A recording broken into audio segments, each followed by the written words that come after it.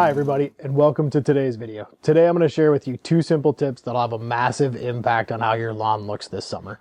First tip is how often and when should we actually mow our grass? Second tip is what height should I actually mow at?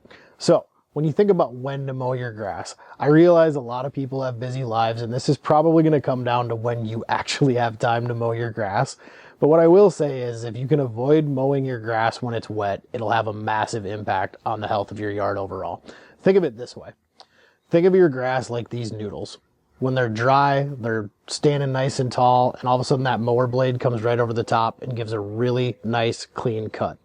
Now, I didn't boil any additional wet noodles to hold in my hand, but imagine if I had them in my hand here and your mower blades are trying to do the same thing and cut your grass. We're not going to have very good luck.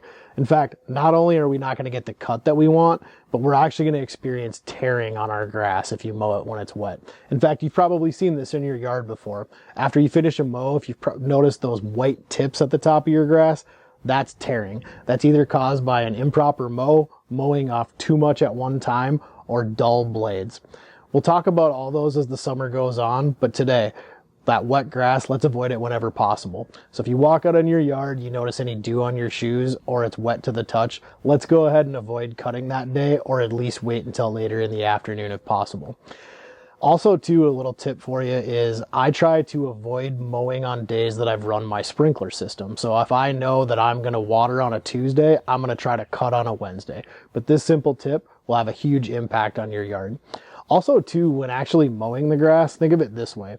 We're going to talk about the rule of thirds. We never want to take more than a third of the grass off at a time. And for me, a lot of times in spring, as the grass is healthy and it's starting to grow and surge in spring, I'm actually going to dictate how often I mow by how much the grass grows.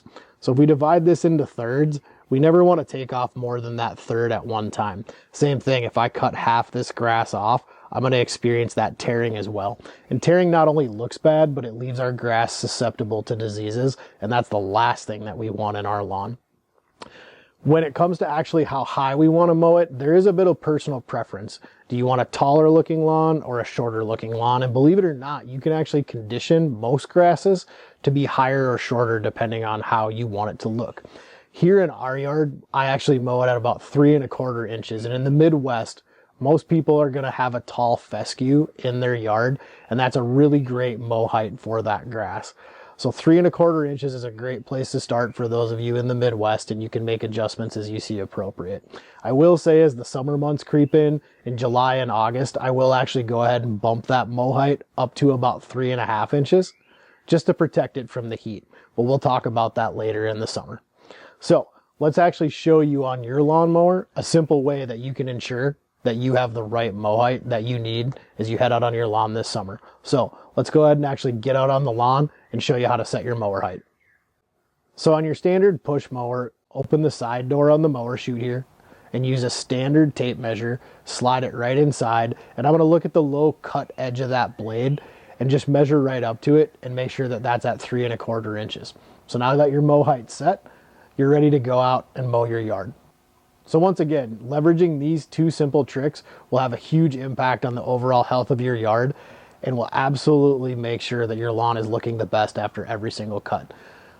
Stay tuned for further videos in the future where we actually talk about mow patterns and striping in your yard so we can not only have the appropriate cut, but that look that we want. So thanks for joining me on my lawn today. Now, go ahead and get out on yours.